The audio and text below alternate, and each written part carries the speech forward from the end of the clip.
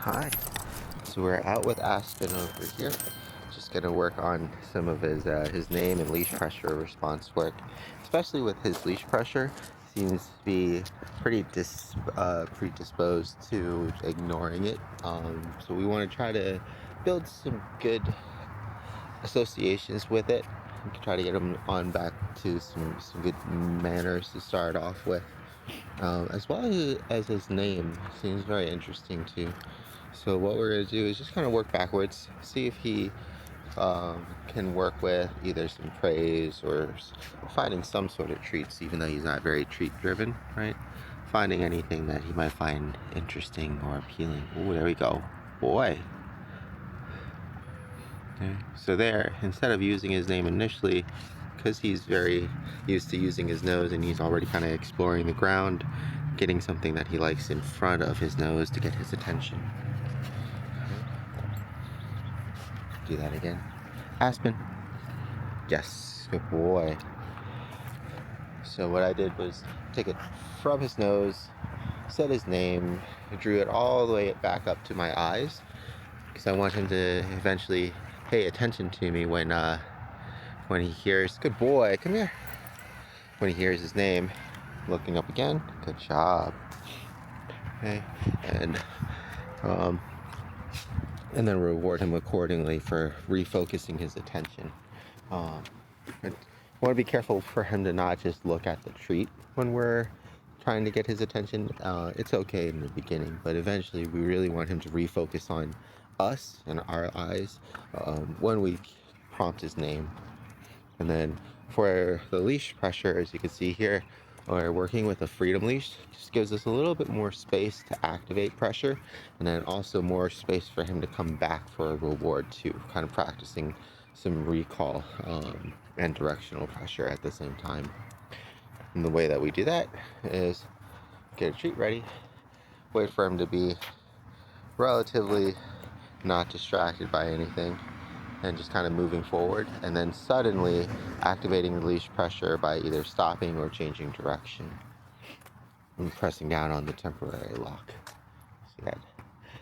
Careful with that chicken bone there too. So go ahead and get this out into the street. There we go. Okay.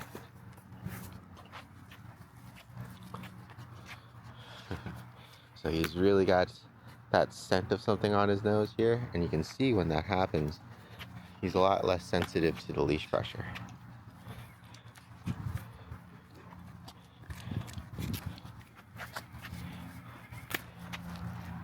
So here, he feels the pressure, but he pulls through to get to his nose.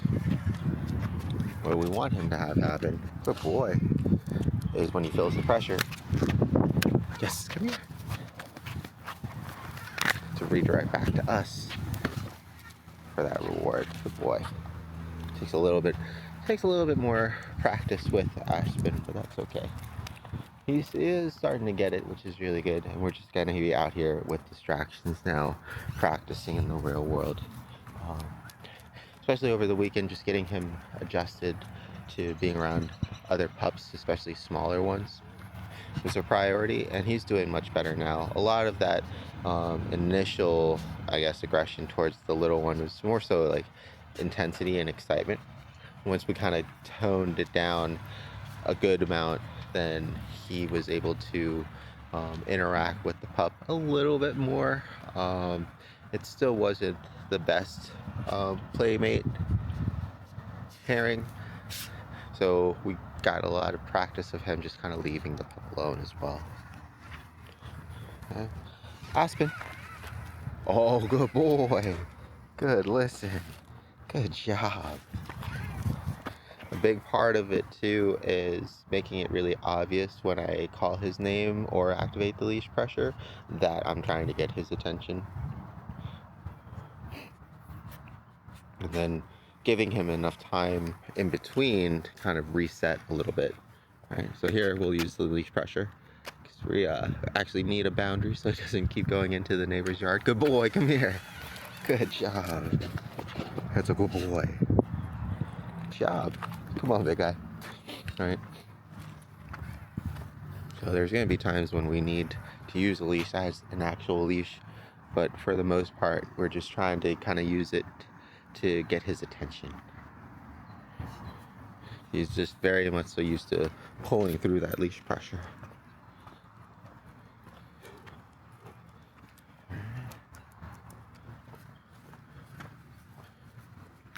So once again, good boy. Yes, create a temporary boundary. Have him come back to us for a reward. Really want to try to get him especially used to being in our like heel box area for treats and rewards. With Teddy, just trying to get him to sit and calm down when he enters into somebody's personal space. So little differences already between the boarding pups and their training, even though, you know, we are working on very similar exercises in the beginning because we want to try to build the basics for them, right? But there's always going to be a little bit of catering to do with each pup. Leash pressure.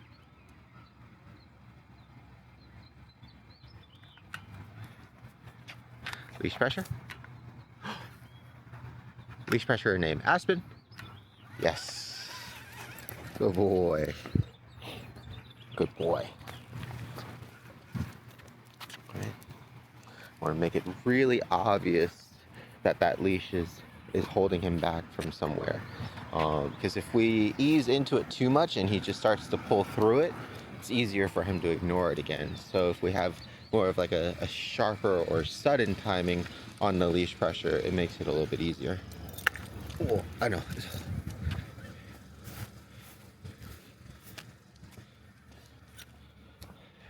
I hope it was just the passenger smoking and not the driver.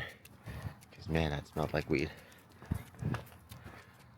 Alright, so once again, Aspen. Aspen. Gonna start walking back. Yes, good boy. Okay.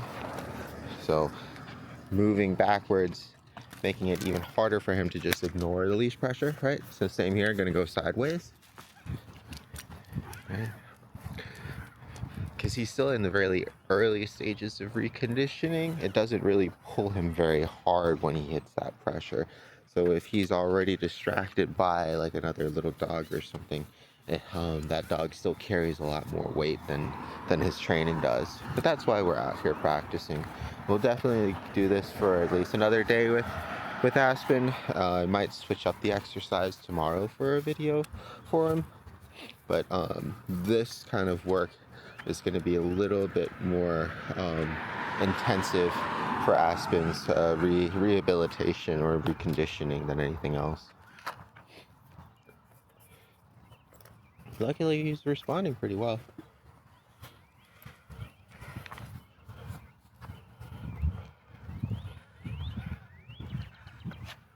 See if we can just do a recall off of his name and no leash pressure. Aspen! Hey, Aspen! So, if his nose is too hard engaged, it doesn't work. We'll wait for the nose to disengage. Aspen, come! Oh, good job. Good boy. And what we'll do to condition that some more is wait for his nose to not be engaged and then just say his name, do a lot of heavier reps with that, and then as soon as his nose starts to engage, try his name again before he gets too involved with it, and then condition that.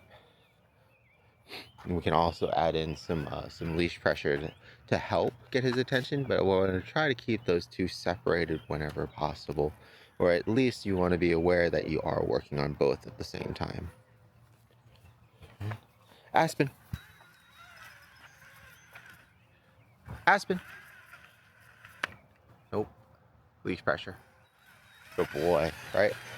So that's how you can kind of clearly see, and that's where the benefits of having like a training leash or a freedom leash when you're working with these exercises can help, because you can clearly see when he is responding and when he's not responding to things, right? So we're gonna work backwards again. I've got the treat, I've got his attention. I'm gonna wait till I lose it and he hits something with his nose. Aspen.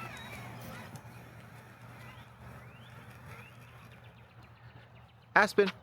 Nope. Leash pressure. All right. So especially in the beginning, if you don't have those basics built down to a high enough degree, you're just going to continue to fail. So you need to actually slow down, make things easier for them to succeed, get the practice in, as opposed to trying to train them at a higher level that they are and just be really frustrated or put in a whole lot of extra effort and condition them to respond to that as opposed to just the initial effort. He'll try again, get his nose. Aspen. Yes, good job. Very good. There you go. Perfect.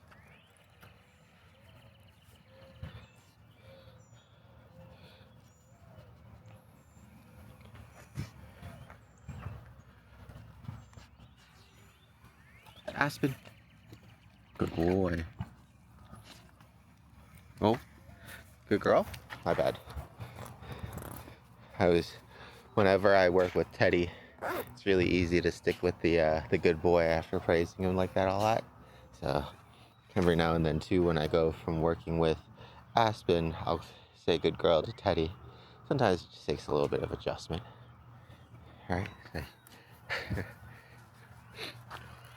We'll use some leash pressure here.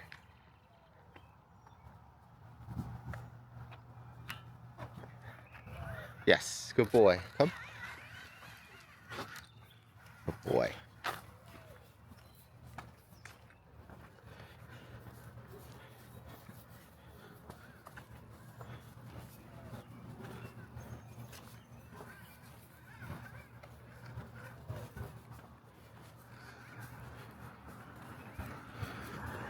Then I'll show you, see if he needs to use the bathroom here.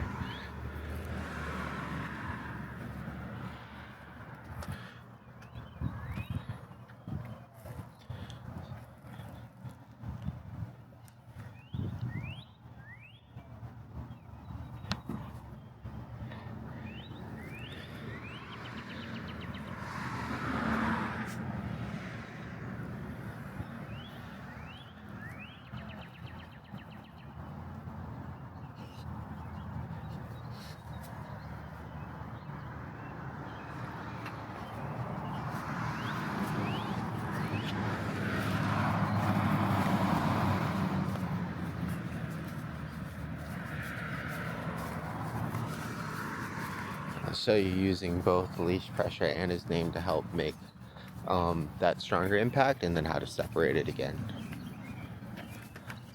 Aspen. Yes, good boy.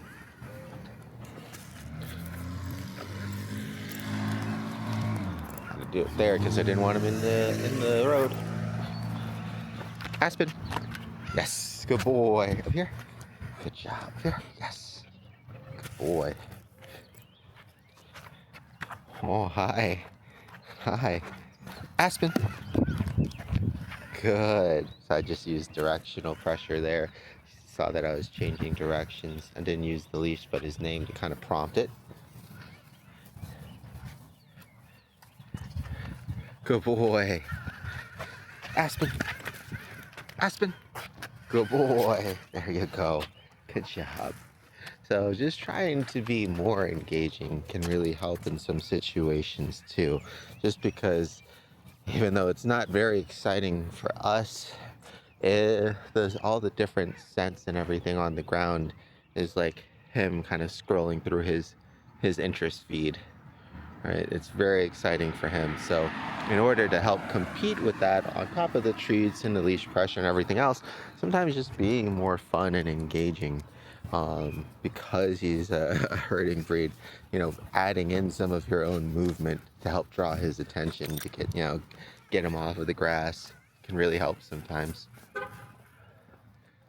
Leash pressure. Yes, good boy.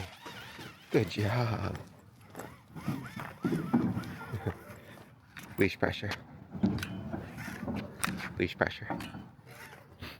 Leash pressure. Leash pressure and his name. Aspen, come. He's got a lot going on between the dog barking and the person there. Aspen, come. Good boy. Wait. Wait. Yes. Giving him something extra to do too, so he doesn't just check out right away. So, starting to make some good progress. It's definitely a lot harder than his peer, but that's to be expected. He's going to be a little bit older. He's not as treat driven, but he does seem to enjoy the treats. And then he's just a little bit more conditioned to follow his nose and scents and stuff. But he did really good today.